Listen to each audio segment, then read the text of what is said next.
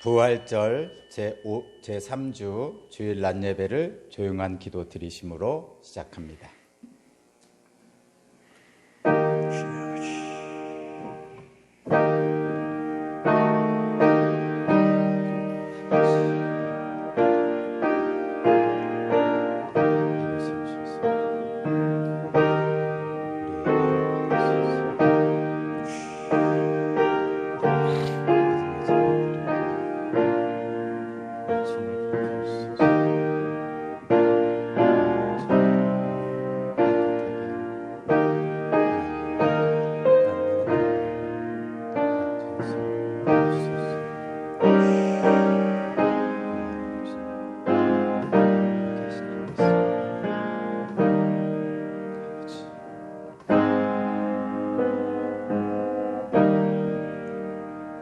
하나님은 영이시니 예배하는 자가 영과 진리로 예배할지니라. 아멘. 아멘. 다 함께 일어서셔서 경배 찬송 드리겠습니다.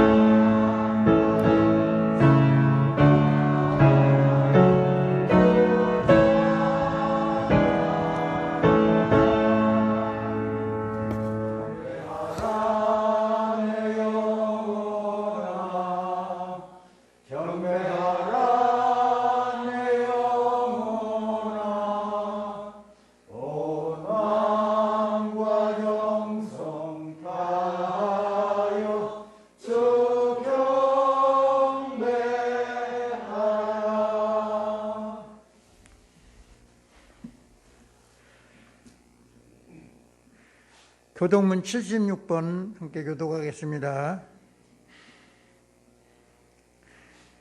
최초의 말씀이 계시니라. 이 말씀이 하나님과 함께 계셨으니 이 말씀은 곧 하나님이시니라. 그가 최초의 하나님과 함께 계셨고 만물이 그로 말미암아 지은 바 되었으니 그 안에 생명이 있었으니 이 생명은 사람들이 빛이라. 참빛 곧 세상에 와서 각 사람에게 비치는 빛이 되었으나니 그가 세상에 계셨으며 세상은 그로 말미암아 지은 바 되었으되 세상이 그를 알지 못하였고 자기 땅에 오매 자기 백성이 영접하지 아니하였으나 영접하는 자 곧 그 이름을 믿는 자들에게는 하나님의 자녀가 되는 권세를 주셨으니 이는 혈통으로나 육정으로나 사람의 뜻으로 나지 아니하고 오직 하나님께로부터 난 자들이니라. 말씀이 육신이 되어 우리 가운데 거하심에 우리가 그의 영광을 보니 아버지의 독생자의 영광이요 은혜와 진리가 충만하다. 아멘. 사도신경으로 신앙 고백 드리겠습니다. 나는 전능하신 아버지 하나님 천지의 창조주를 믿습니다. 나는 그의 유일하신 아들 우리 주 예수 그리스도를 믿습니다. 그는 성령으로 잉태되어 동정녀 마리아에게서 나시고 본디오 빌라도에게 고난을 받아 십자가에 못 박혀 죽으시고 장사된 지 사흘 만에 죽은 자 가운데서 다시 살아나셨으며 하늘에 오르시어 전능하신 아버지 하나님 우편에 앉아 계시다가 거기로부터 살아있는 자와 죽은 자를 심판하러 오십니다. 나는 성령을 믿으며 거룩한 공교회와 성도의 교제와 죄를 용서받는 것과 몸의 부활과 영생을 믿습니다. 아멘. 송영 1장 찬송 함께 부르시겠습니다.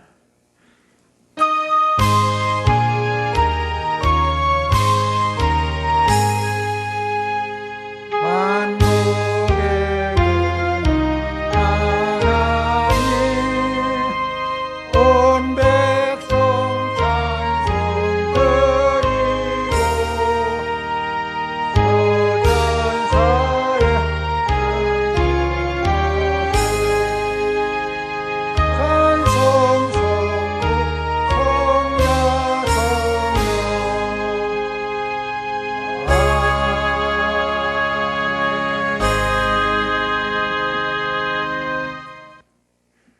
성경 봉독은 제가 드리겠습니다. 시편 4편 1절로 8절까지 있는 말씀 제가 봉독해 드리겠습니다. 페이지 수는 906페이지 되겠습니다.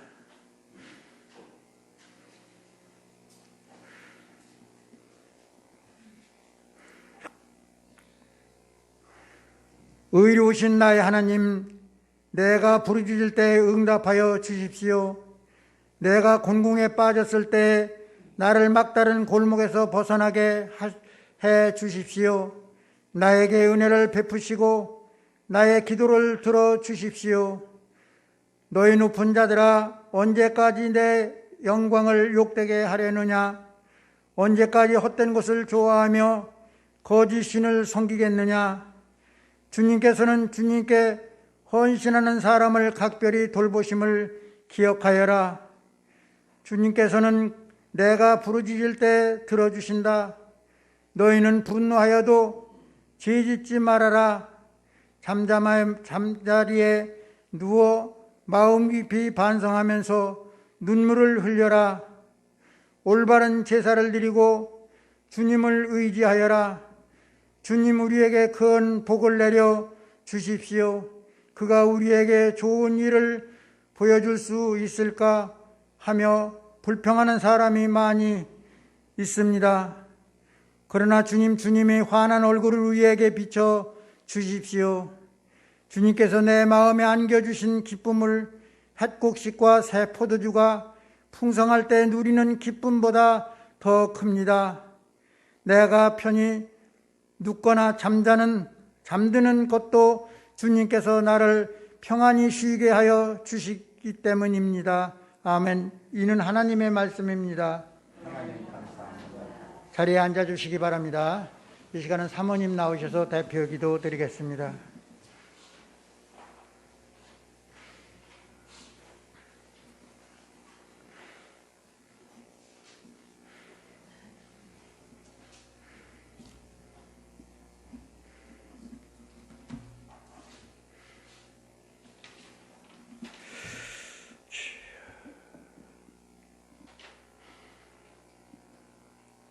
주님 감사합니다. 오늘도 저희들 사망 권세를 이기시고 부활하신 주님을 기억하여서 예배의 자리에게 올 수 있도록 인도하심을 주님 감사합니다.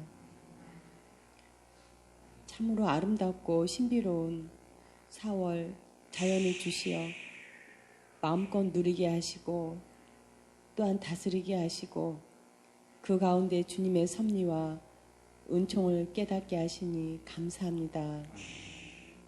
또한 저희들 건강 지켜주시어서 이 시간 예배의 자리에 나올 수 있도록 하심 또한 감사드립니다. 한편 육신의 연약함으로 근심과 걱정, 불안 가운데 고통받고 있는 저희들을 주님 긍휼히 여겨 주시옵소서. 나의 한계 속에서도 주님이 함께 하심을 믿고 내 안에 계신 주님의 역사하심을 믿고 나아가는 담대함을 허락하여 주시옵소서. 우리 오산 공동체를 위해서 기도합니다. 육신의 질병으로 고통받고 있는 교우들을 이 시간 찾아가 주시어서 아픈 부분 어루만져 주시고 그의 마음을 위로하여 주옵소서. 병상에서 가정에서 주님의 손길을 느끼게 하여 주시옵소서. 또한 영혼의 갈급함으로 있는 자에게 주님 생수를 공급하여 주시옵소서. 더 이상 목마름이 없는 생수를 공급받아 자유함을 얻게 하여 주시옵소서. 아버지, 이 땅의 젊은 청년들을 위해서 기도합니다. 물질의 풍요로운 가운데서도 가난한 저들의 영혼을 붙잡아 주옵소서. 주님을 온전히 영접하게 하셔서 저들 앞에 놓여진 미래를 푸르름과 희망으로 바라보게 하여 주옵소서. 기대와 꿈을 안고 주님 앞에 선 자신을 바라보게 하시어 저들이 기도 가운데 한 걸음 한 걸음 발걸음을 내디딜 때마다 주님으로 인한 벅찬 감격의 눈물을 저들이 흘릴 수 있기를 원합니다. 아버지, 저들을 위해서 저희들이 눈물 뿌려 기도하는 어미와 부모들이 되게 하여 주옵소서. 코로나19 종식을 위해서 기도합니다.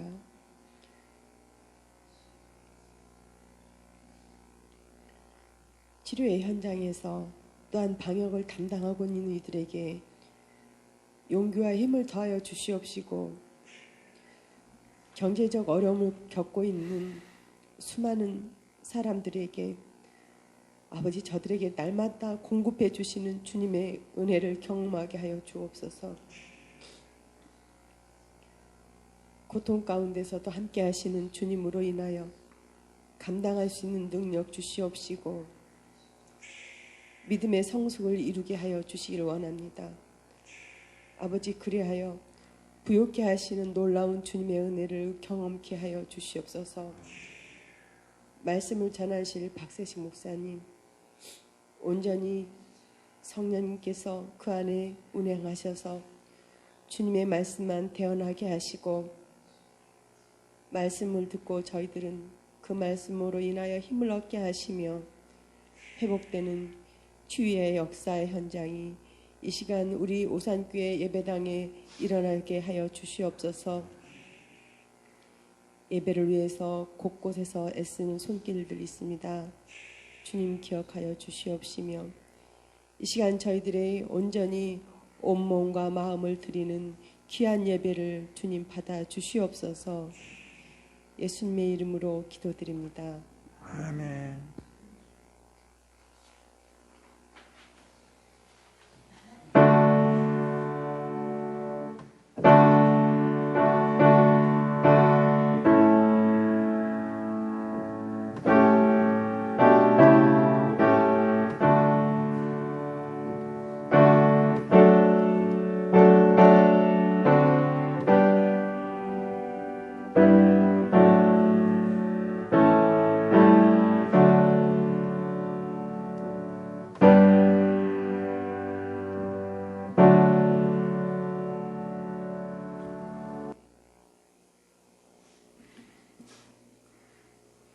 찬송가 285장 찬양 드리겠습니다.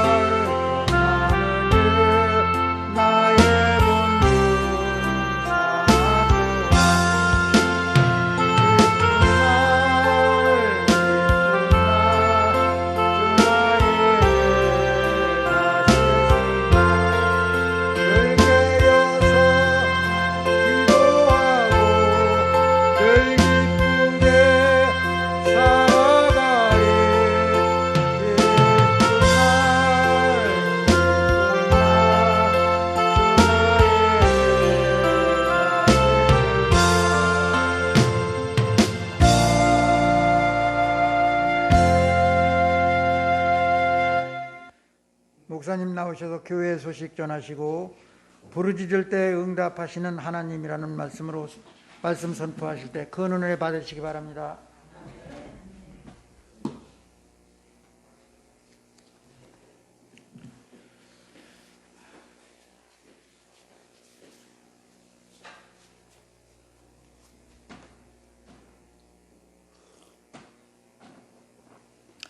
교회 소식입니다. 주보 뒷면에 보시면 교회 소식란이 있습니다. 먼저 감사와 알림입니다. 부활의 주님이 여러분과 함께 하시기 바랍니다.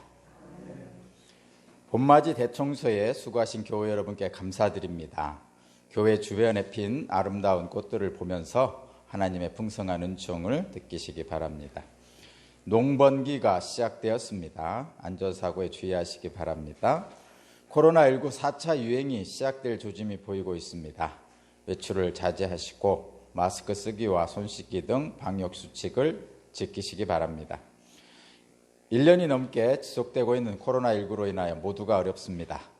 경제적, 육체적 어려움과 함께 정신적 피로감으로 인하여 작은 일에도 분노하기 쉽습니다. 서로 격려하고 서로 사랑하는 하루하루가 되시기 바랍니다. 코로나19가 하루빨리 종식되어 모든 교우가 함께 예배드릴 수 있도록 기도해 주시기 바랍니다. 오산교회는 충청남도 방역당국의 방역지침을 준수합니다. 다음 주일 기획위원회가 있습니다. 교우동정입니다. 임성묵 권사님 병원에 입원하셨습니다. 기도해 주시기 바랍니다. 저는 4월 19일 내일 월요일 충청신학원에 강의하러 갔다 옵니다. 기도해 주시기 바랍니다. 오늘 말씀의 제목을 한번 다시 함께 읽어보겠습니다. 다 함께 읽습니다. 시작. 오늘 설교는 청파교회 김기성 목사님의 책 행복하십니까? 아니요, 감사합니다를 참고하여서 수정 보완한 것입니다. 오늘 본문은 시편 4편입니다. 시편은 시입니다. 시입니다. 모든 시가 그렇듯이 시편에 기록된 시들은 사람들의 기쁨과 슬픔이 나타나 있고 또 분노와 절규도 나타나 있고 탄식도 나타나 있습니다. 시편은 이스라엘 공동체의 기도입니다. 그래서 히브리 민족의 삶을 있는 그대로 그 모습을 보여주고 있습니다. 그들의 아픔과 슬픔 그리고 분노와 절망까지도 가감없이 기록하고 있습니다. 그래서 시편을 읽는 사람은 저와 여러분은 점잖은 채 하는 자신의 가면을 사정없이 벗겨내서 있는 그대로의 모습으로 하나님 앞에 서게 합니다. 따라서 시편은 우리의 자신의 내면의 거울이라고 할 만합니다. 가면을 벗은 있는 그대로의 모습으로 서 있는 우리에게 하나님은 은혜를 베풀어 주십니다. 오늘 본문인 시편 4편은 불의한 자들이 득세하는 세상에서 고통당하는 사람들의 부르짖음을 보여주고 있습니다. 격렬한 분노뿐만 아니라 그 분노를 넘어서 말로 다할 수 없는 평화에 이르기까지 그 감정의 흐름을 잘 보여주고 있습니다. 우리가 시편을 읽을 때에 우리의 내면의 가면이 벗겨지면서 의심을 넘어 믿음이 생기고 또 어둠을 지나서 빛을 보게 되고 또 분노를 지난 평안에 이르게 됩니다. 오늘 이 시간 믿음의 빛이 저와 여러분에게 임하시기를 주님의 이름으로 축복합니다. 공궁에 빠진 사람은 부르짖을 수밖에 없습니다. 1절을 제가 읽어보겠습니다. 의로우신 나의 하나님, 내가 부르짖을 때에 응답하여 주십시오. 내가 공궁에 빠졌을 때 나를 막다른 길목에서 벗어나게 해주십시오. 나에게 은혜를 베푸시고 나의 기도를 들어주십시오. 아멘. 이 시를 쓴 사람은 내가 공궁에 빠졌을 때 나를 막다른 골목에서 벗어나게 해주십시오 라고 간절히 기도하고 있습니다. 여기서 곤궁은 끔찍한 고통이나 지독한 고난을 말합니다. 우리는 이 사람이 어떤 형편에 있는지, 대체 어떤 일 때문에 그런 어려움을 겪고 있는지 전혀 알 수가 없습니다. 다만 우리가 알 수 있는 것은 그가 얼마나 간절한지를 느낄 수 있을 뿐입니다. 도대체 그를 막다른 골목으로 몰아넣은 사람들은 누굴까요? 그는 무엇 때문에 이러한 극심한 고통을 겪고 있는 것일까요? 2절을 보면 이렇게 표현하고 있습니다. 너희 높은 자들아 언제까지 내 영광을 욕되게 하려느냐? 언제까지 헛된 일을 좋아하며 거짓 신을 섬기겠느냐? 아마도 높은 자들의 힘과 권위에 의해서 이 사람의 삶이 부당한 대우를 받고 있는 것 같습니다. 아마도 가족과 친구들 그리고 사회 속에서 차지하는 자신의 지위와 명예에 대한 부당한 공격을 받고 있는 듯합니다. 사람에게 명예를 잃는다는 것은 설 자리를 잃는다는 것과 같습니다. 자신의 설 자리를 잃어버린 사람은 살아도 산 것이 아닌 삶을 살게 됩니다. 살아도 산 것이 아닌 삶을 사는 사람은 결국은 생을 이어갈 힘을 잃어버리게 됩니다. 우리가 살면서 정말 조심해야 할 것 중에 하나는 사람을 함부로 판단하고 규정하는 것입니다.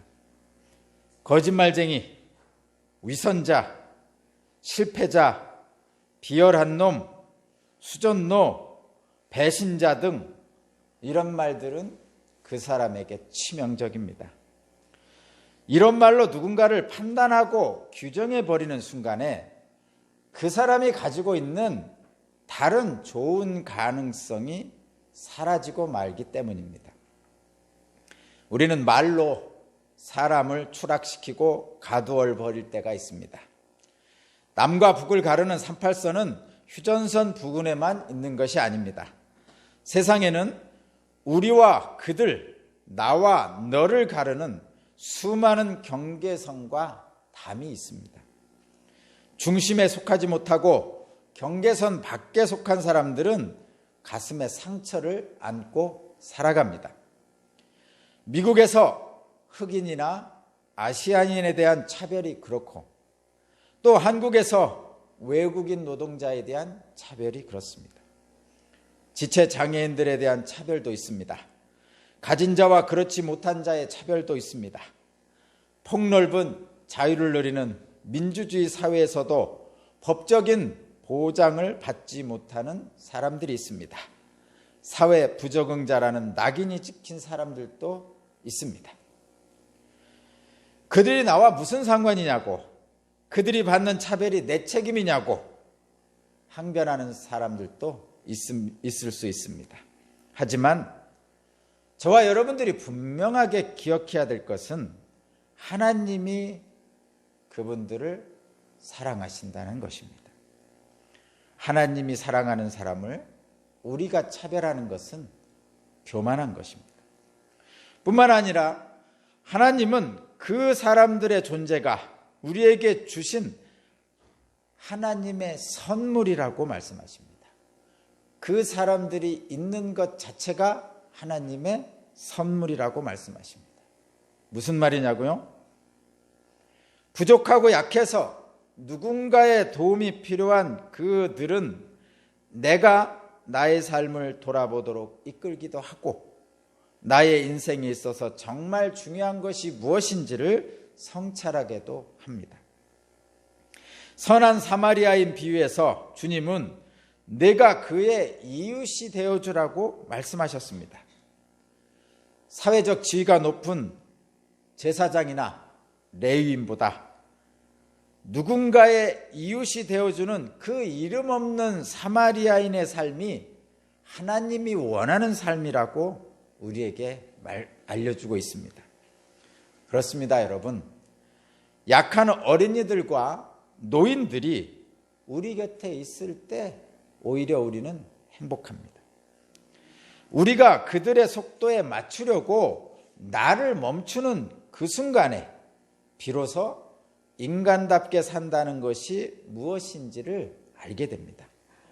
그들이 있기에 우리가 더 아름다운 삶을 살게 되는 것이라고 하나님은 말씀하고 있습니다.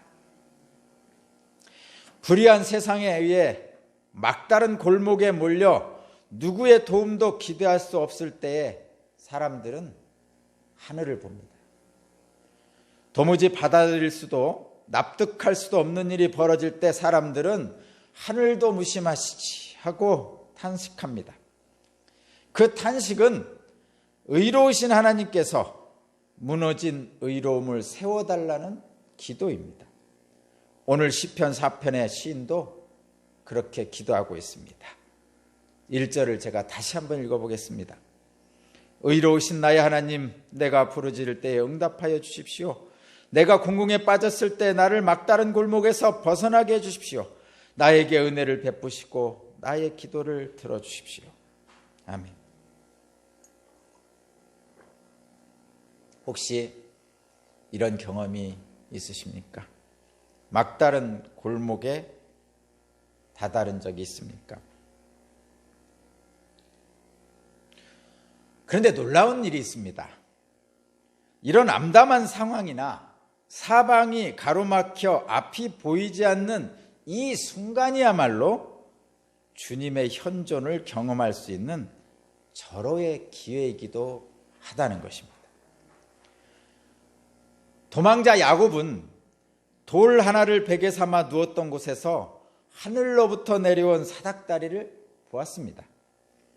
두려움에 떨며 홀로 남은 야뽕나루에서 하나님의 사자를 만났습니다. 사랑하는 아들 요셉을 잃고 아픔 속에 살아갈 때 기근이 덮쳐왔습니다. 이때 베델의 하나님은 어디 계십니까? 야뽕나루에서 약속하신 복의 하나님은 어디에 있습니까? 하고 탄식하는 야곱을 하나님은 애굽의 총리가 된 요셉에게 이끌어갑니다. 팔려간 아들 요셉이 야곱을 살립니다. 놀라운 반전입니다. 또한 다니엘의 세 친구 사드락, 메삭, 아벳느고는 풀무불 속에서, 다니엘은 사자굴 속에서 하나님을 만났습니다.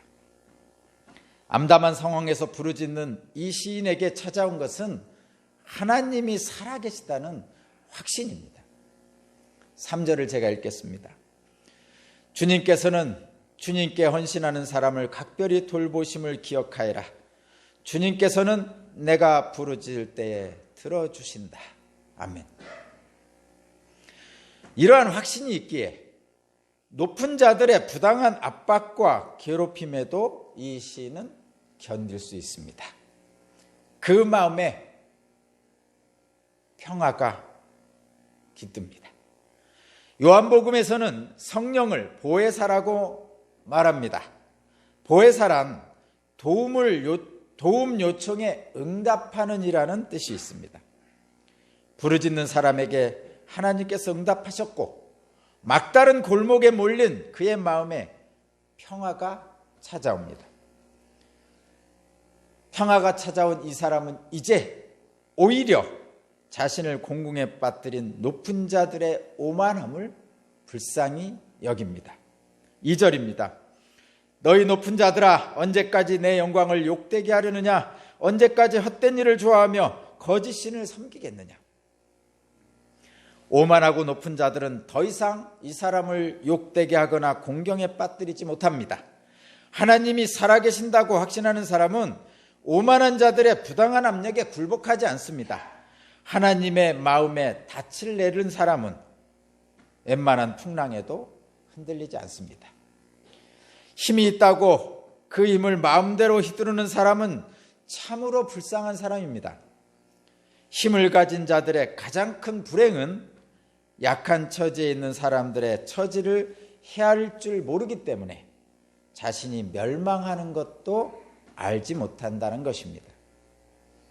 사람들은 늘 자신의 입장에서 다른 사람을 바라봅니다. 각자 독립된 개체이기에 인간은 다른 사람의 입장이 되어보지 않는 한 그 사람을 이해하지 못하는 것이 사실입니다. 앞을 보지 못하는 사람을 조금이라도 이해하려면 단 몇 분이라도 눈을 감고 살아보십시오. 그렇게 다른 사람의 입장이 되어볼 때 그만큼 그를 이해할 수 있고 또 그를 사랑할 수 있습니다.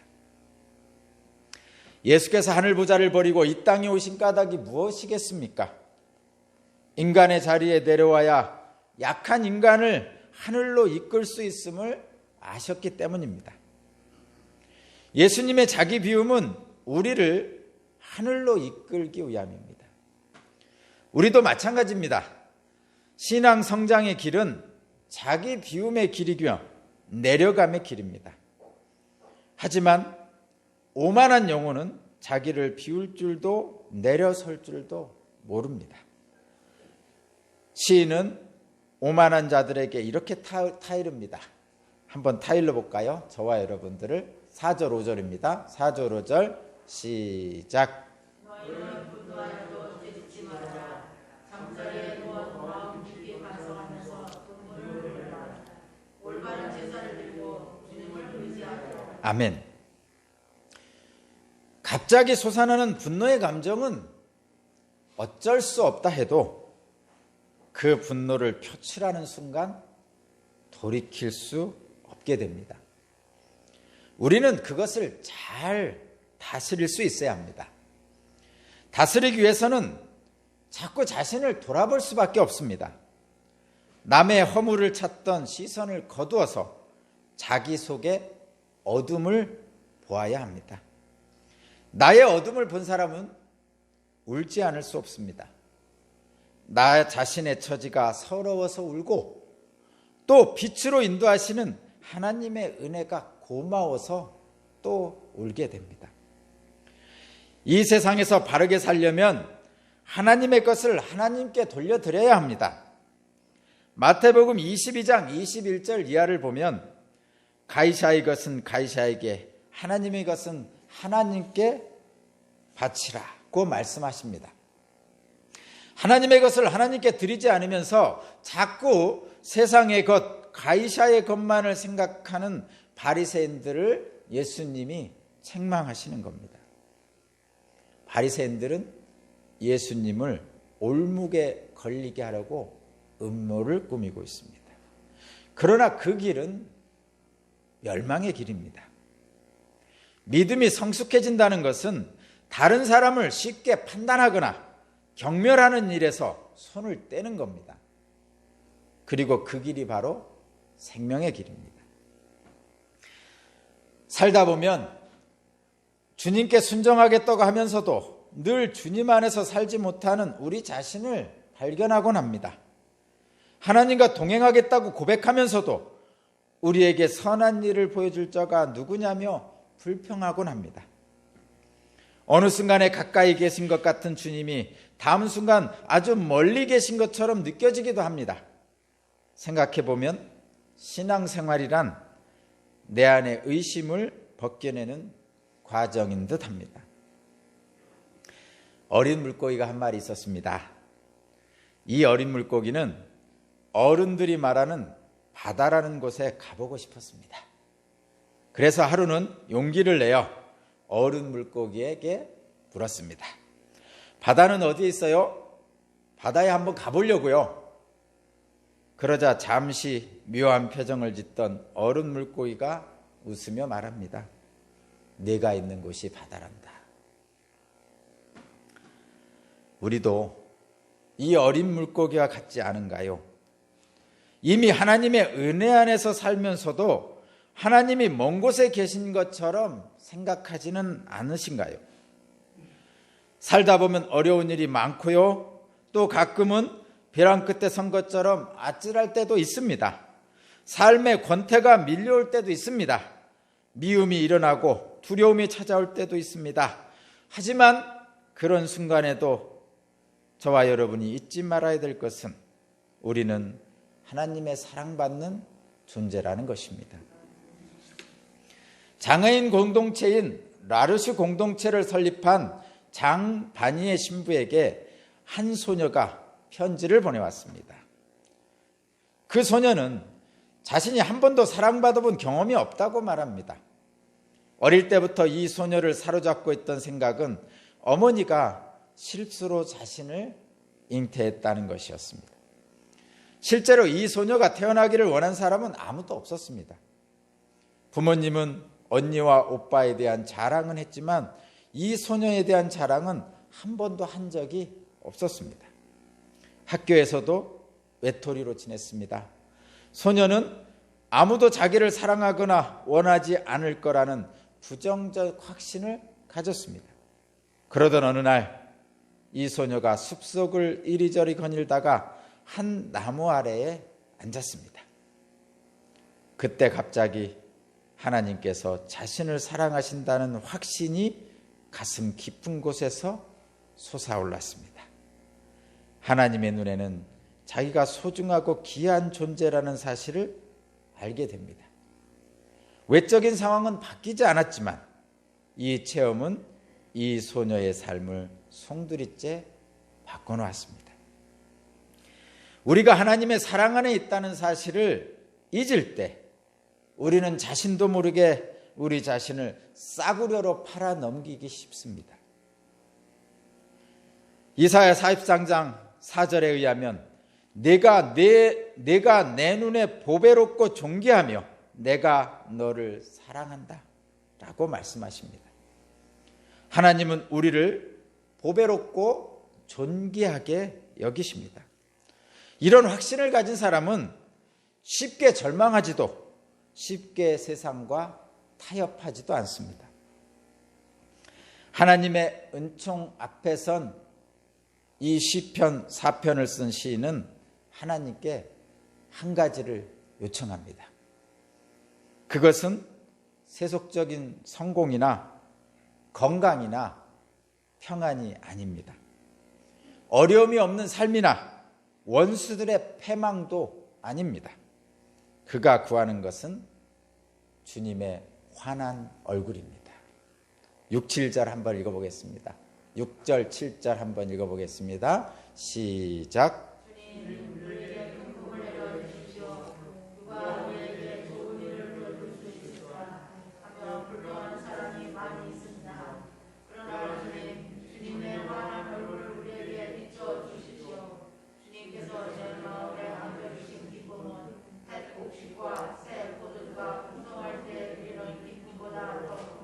아멘. 주님의 환한 얼굴을 만난 사람은 그 기쁨의 풍성함을 고백합니다. 주님의 환한 얼굴, 그 얼굴을 만나면 우리 마음에 어둠이 물러나게 마련입니다. 그럼 어떻게 하면 이런 기쁨을 맛볼 수 있습니까? 주님의 환한 얼굴을 만나려면 어떻게 해야 합니까? 오늘 성경 말씀에 따르면